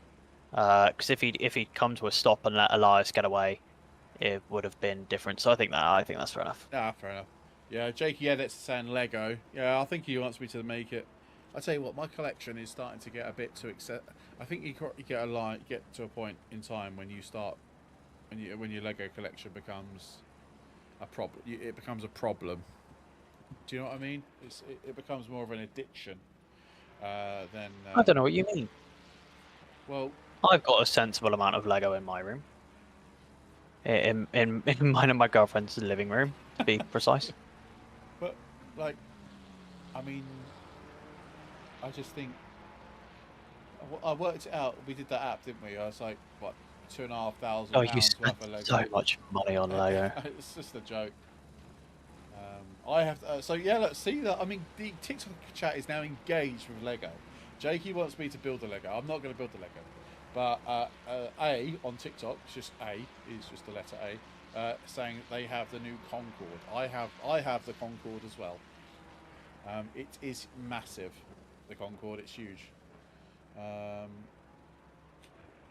Oh, so Jakey's saying he's got the McLaren F1. I have that one as well.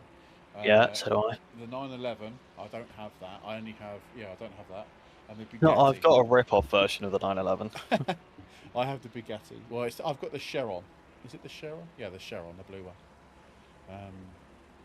There's so many more. The problem is, if you don't buy, we should be talking about the race here, but that's all right. Yeah, that's all right. If you don't buy the Lego in a certain period of time, it gets retired, and you can't find it anywhere. And it's like, no, I really wanted that set. I really want to get the Porsche 911. But if I spend any more than an obscene amount of money on Lego, I think I would probably get divorced. Which it sounds appealing in one respect, but not so much in the other respect. Because it'll cost me more money than I haven't got. I might just have to hide it from her. But yeah, these little speed champion sets are really good. They're really good. But it's good that they've got. So I didn't realise that they are now going to be making the full F1 grid out of Lego. I'm assuming it's going to be Technic, like the McLaren and the Mercedes. I don't know, it might be the mini speed champions. Like, we've got the Aston Martin and we've got the Mercedes, obviously in small speed champion format. Yeah. So I don't know whether it's going to be that. Alberto Usai, by the way, massively closing in on Mattia Calandini. I'm not really sure what's happening with Mattia Calandini, but he's on a very slow lap here. Is he maybe coming into the pit lane here, Mattia Calandini? The car, it doesn't look like the car's damaged, but he just seems very slow. He's had a problem. He's on an invalid lap, 48.8. So I don't know if he's had a crash or not crash, but he's yeah. It looks like Alberto Usai is going to get past with relative ease here into turn one. Obviously, the teammates will be hoping not to make contact with each other, as that goes very well for the two of them.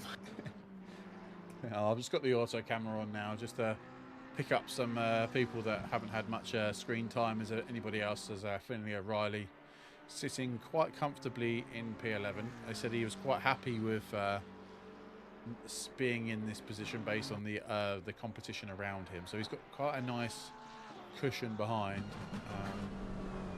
and not really doing too much in terms of pace in front. He has just done an invalid lap though, so There's going to be a move here, possibly for Elias Fernando past Jordan McGonigal as well. That gap just 0.1 of a second. Elias Fernando gets the better run towards Lesmo 2, but that's not really an overtaking corner. And indeed, he does stay behind Jordan McGonigal, although he almost gets a belter or a run out of Lesmo 2, but has to jack up because Jordan McGonigal was getting all sorts of squirrely in front of him. Squirrely, now there's a word. There's a word.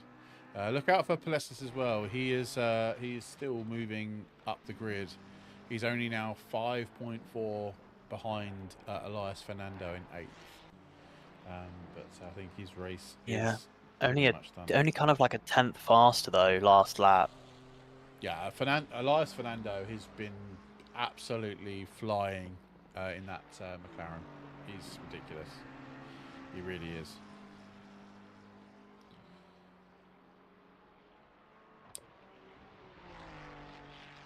Is it going to be a move this time? I think it will be. Look at how much of a run Elias Fernando's got in that McLaren. Jordan McGonigal opens up the inside line. I think he knows that if he can hold it around the outside, he's got the far better deal coming into turn 2, which is the more important of the 2 corners. He can hold it around the outside. There's a bit of door banging with Elias Fernando. And yep, Jordan McGonigal keeps the position by the nature of being on the inside at turn 2. I don't think I'd realised, but I keep talking about Jordan McGonigal and how he's in an Emil Frey Racing livery, but I don't think he actually is. I think he's in a Verstappen.com racing livery, because it's got a massive Red Bull logo on the front. Yeah, it's got a Red Bull livery on the side of it, yeah, on the front of it. Sorry. Elias Fernando, there we go. That's the move that time for Elias Fernando, past Jordan McGonigal into the second chicane. I'm just on an absolutely fantastic shot of the Rothmans Porsche of Joe Smith. It is a beautiful livery, isn't it? Like, I do love a Rothmans livery. Yeah, it's something about the blue, gold, and red combo. Just colours that you wouldn't pin as working together. Yeah. But they work together so well. And the gold wheels, and yeah, and there's just the sprinkling like the white across the top of it. Oh, it just looks insane. It really does. He really does.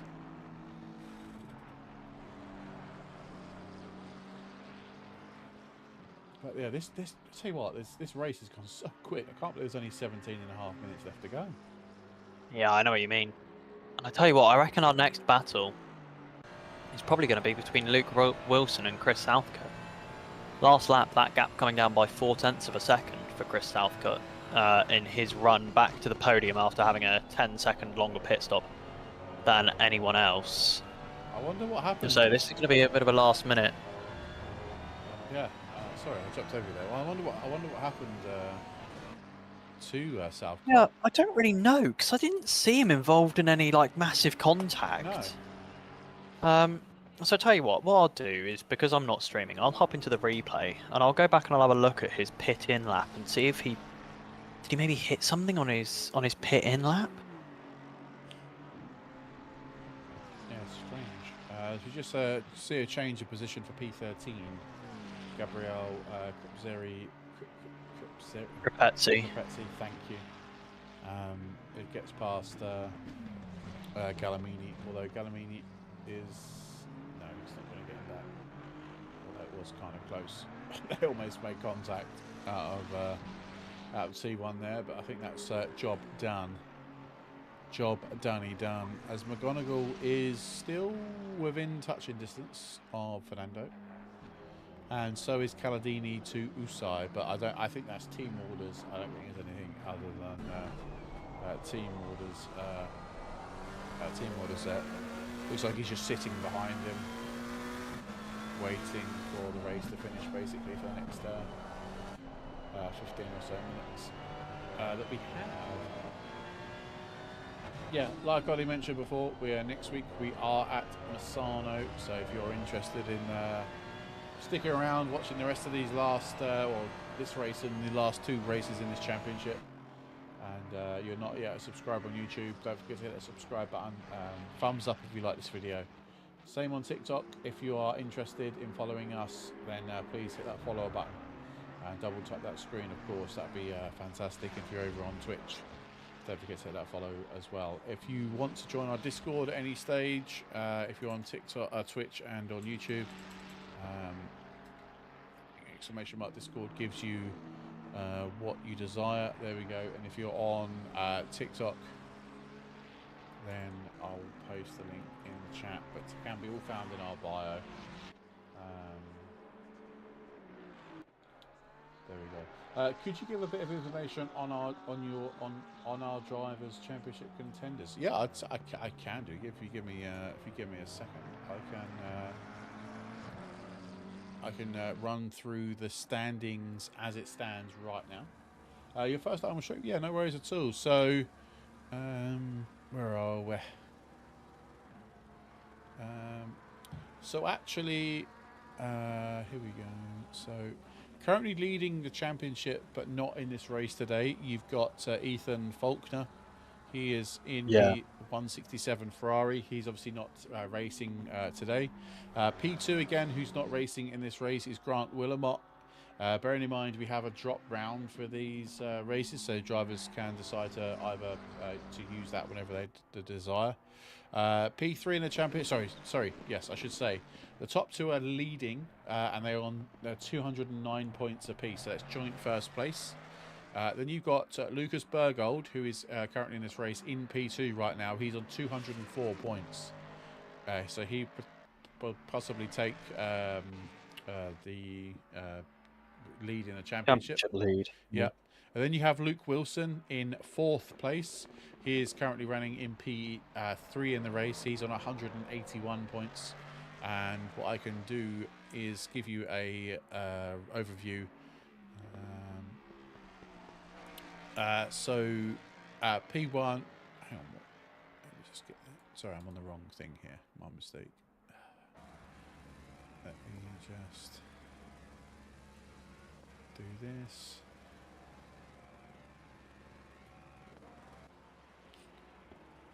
Yeah, so is that right? So P1 is 105 points, but how has Faulkner only got 200? Oh, I'm an idiot. Yes, it's 105 points for first place, 99 for P2, 94 for P3, 90 for 4, 87 P5, 84 for P6, so on and so forth. So increments in series of threes, basically, all the way down. Or no, it changes from 3 to 2 to 1, basically. But yeah, Luke Wilson, like I mentioned, he's running P3 in the race, but P4 in a championship. So he will gain an extra 90 points on top of his current points standings, which will give him, what is he on? He'll just take him over, oh my God, 270 points, something along those lines. So he'll be most likely second in the championship after today's race. Duplessis, unfortunately, is in 5th place on 180 points. But obviously, Duplessis being currently down in P8 now, his points haul is going to be a lot less. He's only going to pick up 78 points from this race. Then you've got Lauro, who is currently leading in this race. He's going to pick up the full quota of points. He's on 178 points. So actually, the championship is pretty close between most of these drivers. Then you've got Chris Southcott, who is currently in 4th place. He's on 174 points. He's going to again pick up some good amount of points. He's going to pick up 90 points. You've got Elias Fernando, only 9 points behind Southcott, but obviously Elias is running down in P7, so obviously that's going to stay the same. Davide Mandalisi, he's obviously not racing tonight. He's in 9th place on 156 points. Then you got Dario Vanello. He's obviously really struggling today. He's down in 15th place. Obviously, maybe not his track or car setup. Caldini is in 11th place in the championship. He is running 6th. Again, he's gonna take home a bucket load of points today. Fabio Galmini is on 138 points. He is in 14th place today. How many rounds are there? How many rounds in the season? So it depends on what we decide. So it's anything between 4 and 6 races per championship. I mean, I can carry on going, but we have what do we got? We got 37 people have scored points, but we have got quite a few people that have left the championship or been disqualified from the championship. Basically, on the SimGrid platform, if you get over a certain amount of, you don't turn up for 2 races, it disqualifies you from the championship, basically, opening up extra slots for everybody else. Yeah, if you haven't properly withdrawn. Yeah. So Alberto Usai is down in 29th place in the championship.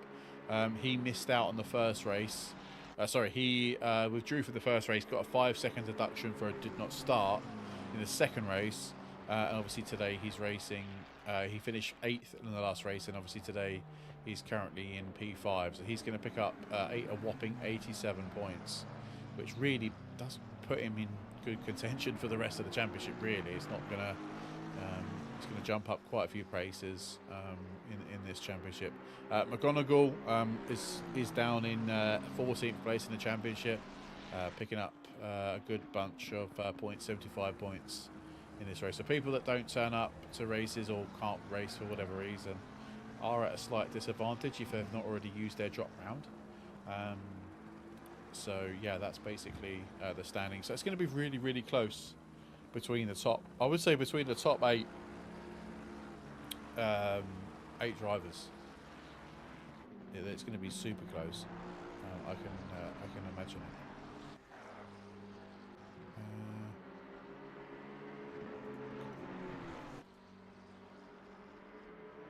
Yeah, no worries, Jakey. Thanks very much for popping in, mate. Appreciate you. Yeah, thank you very much. And enjoy the rest of your evening. Whoa. Is that it then? So we've got drivers. Yeah, the pack has really separated now, hasn't it? It has really separated. Yeah, yeah, really big gaps at the moment. I mean, go on. Chris Southgate is still kind of there and thereabouts with Luke Wilson, but he really needs to get under a second so we can get the toe. Yeah, and he was faster than him last time around, but it seems like he just can't seem to break that second gap. And it just seems to Luke has a good lap, and then Southgate has a good lap, and then they sort of just trade lap time essentially, don't they? So, but yeah, it's been it started off as a really, really fun race. I mean, it could have turned into something really spicy if that crash hadn't come between Elias Fernando and Duplessis. It could have been a very interesting race. I don't think it's quite over yet. Duplessis is only 2.1 seconds behind Fernando again, with 6 minutes to go. I mean, the gap, the lap time between the two drivers is only a couple of attempts, so it's probably not going to be enough for Duplessis to try and get back into 7th place. I mean, the extra jump in place would do well for a championship standing point of view. But it's whether or not he's got the drive and the tyres, and he's not fatigue's not kicked in, if you like, for him to really push for that last place in this race.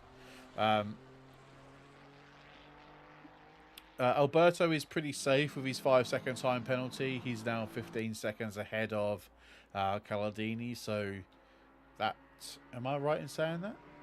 No, he's not. It's less than a second, isn't it? Sorry, my mistake. Yeah, 7/10 between Alberto Usai and Calladini. Apologies. Yeah, so Calladini doesn't really need to get past him, but they are teammates, aren't they? So it doesn't matter, I suppose. Maybe that's why Usai was let past, because it makes no difference anyway. To the championship standings, or the race result, I should say. But he does... Yeah, maybe they were thinking if Elias Fernando got to the back of them, Mattia could kind of hold Elias up, and kind of secure position for Alberto.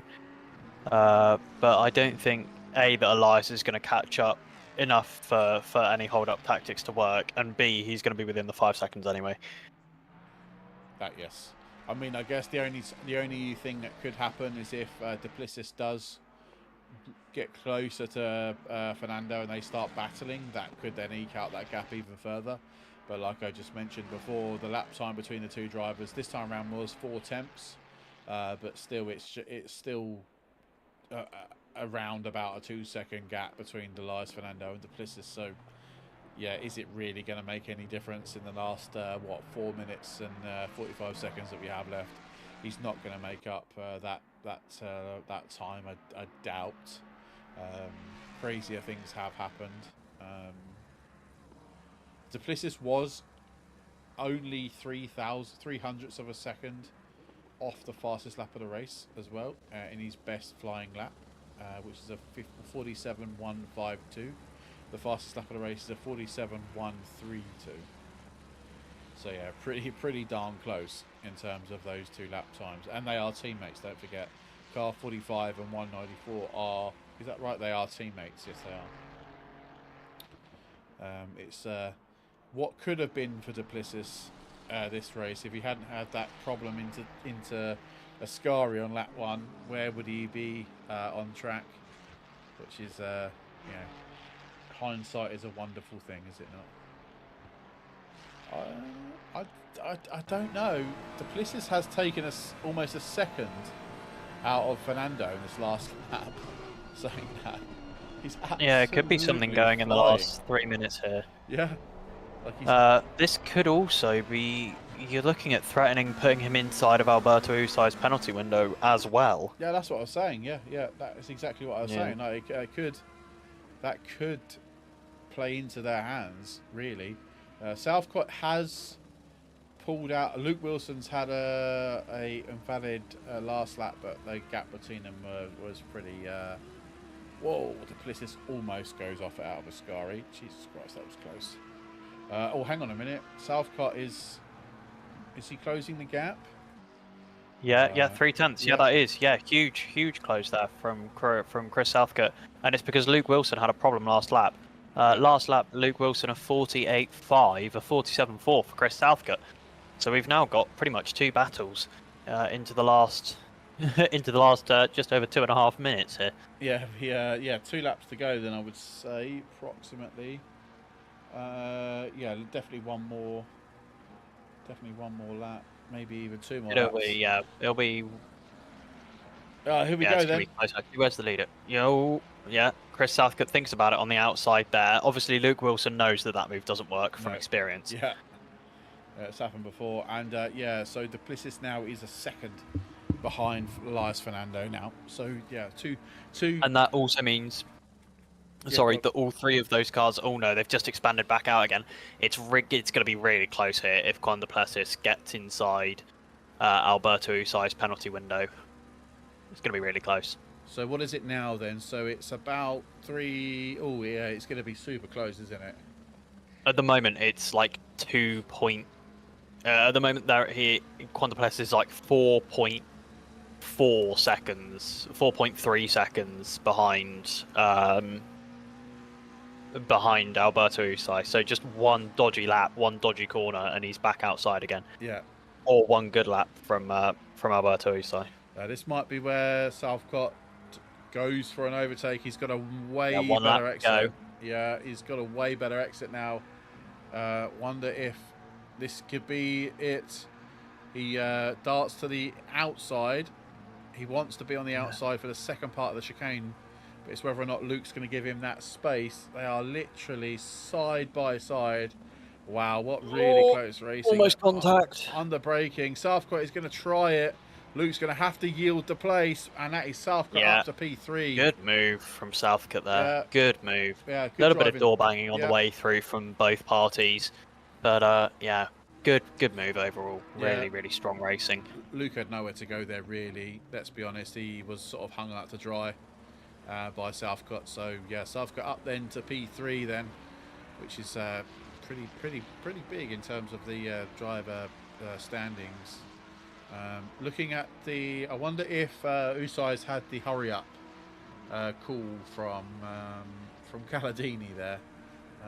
He has. It's not really working. I don't. Oh, it's teetering, like you say. 4 seconds now. It's teetering on rather than 5 seconds. Yeah.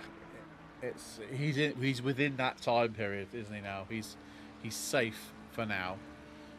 It's whether Elias Fernando is going to basically cause him to drop back any more.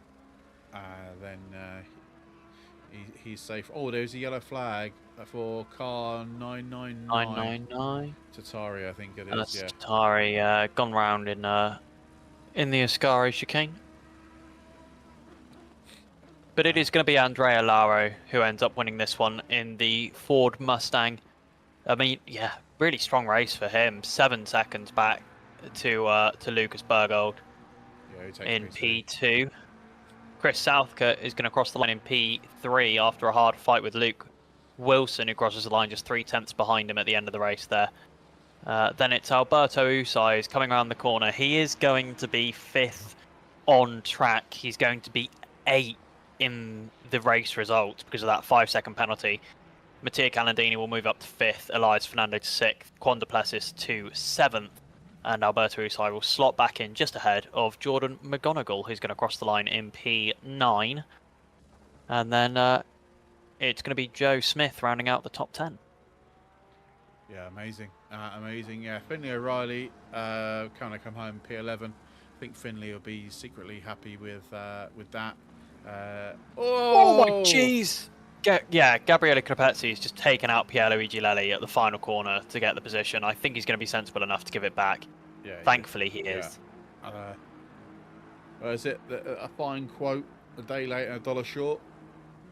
And it means that Galamini gets the position on Gabriele Crepezzi right as they cross the line as well. So that's P12 for Lelli, P13 for Galamini, P14 for Crepezzi. Yeah. Crazy, crazy, crazy end. Davide, welcome in. Yeah, great driving from you all guys this evening. Yeah, well, thank you very much for that. No, appreciate you coming in, Aeon 6 up. Yeah, as confirmed, then Usai does drop down to 8th place with that time penalty, and that promotes everybody basically up a position. So Laro won, yeah, with 7.5 seconds, basically. Unbelievable job from those guys. Right, well, that is us, I think, unless we have anybody. No one here for interviews, as far as I can see. We'll give it about a minute or so. I do have some things to do this evening, so as much as it's. I wonder what those things could be. Yeah, I wonder. Or it's not putting together little pieces of solid petroleum, is it? Oh no! I thought you meant the other thing that we're currently discussing. No. That is definitely one thing I'm definitely doing in a few moments' time for sure. But there is another thing that I'm doing. Is it some back end work? It is, yeah. I'm gonna get my chefing hat on and my overalls and. Yeah, good. Because we've got some terms and conditions that you need to get into the Toga Motorsport website, don't we? Yes, exactly that. And you better get on with that. Yeah, exactly. Well, no one. I think we'll cut off the interviews there. No one wants to join us for a chat this evening. Ollie, it's been fantastic being in the comms box with you again. It's been it's a shame that we couldn't get that nice little battle that was spicing up for us earlier on in the race, but yeah, absolutely. It is what it is. We move on to the next one. I'll be streaming I'll be around for the Misano race next week, so if you're around, then please feel free to drop in. Yeah, I'm sure I will be about next week as well to be here. Amazing. Well, that is it, ladies and gents. I hope you enjoyed the race this evening. As I think Dex has already turned off the server. Well, no, everyone's just left. Yeah, if you haven't already, do follow us on all our social media platforms. Stay safe, have fun, have a great weekend, and we will see you in Misano next week. Thanks for watching. Bye-bye.